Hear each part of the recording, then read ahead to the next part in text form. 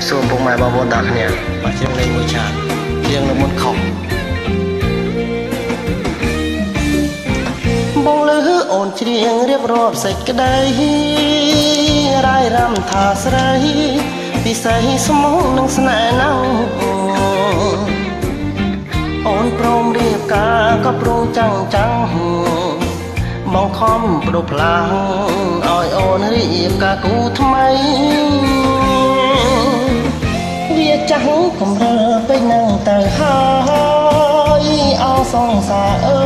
យមិនបាច់អូនប្រឹងបំភ្លៃបើជើងយកគេរៀបការចង់ថ្លៃតែសូមចិត្តស្រីកុំក្រថ្លៃដល់ចាំងទុំបងដឹងបងក្រគេមានដល់កស្រីឡកិនថាសសំយកលេងផ្ដេសផ្ដាស់ចោលដឹងចៅតំហើយថែមចោលព្រមនេះខិតអូគុណពីមុនដែលស្រឡាញ់បងកុំព្រួយនួនល្អថាបងទៅរំខានស្រីពីសងសាក្រជពោពីស័យសូមអើយរូបស្រីចរណៃអូនបានសង្ខា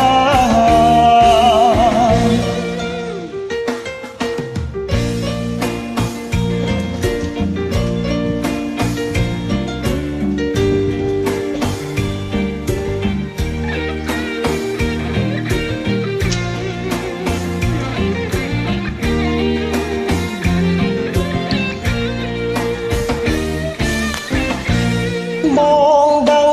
បងក្រគេមានដល់កស្រីលោកិនថាសសំយកលេងផ្ដេសផ្ដាស់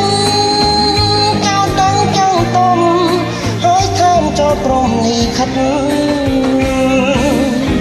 អរគុណពីមុនដែលស្រឡាញ់បងកុំព្រួយនួនល្អថាបងទៅរំខានស្រីពីសងសាក្រជពោពីស័យសូមអើយរូបស្រី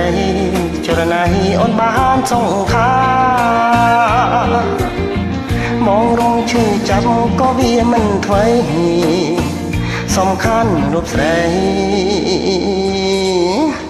ចរណៃអូនបានសង្ខាលាពុកម៉ែបងប្អូនទាំងគ្នាបង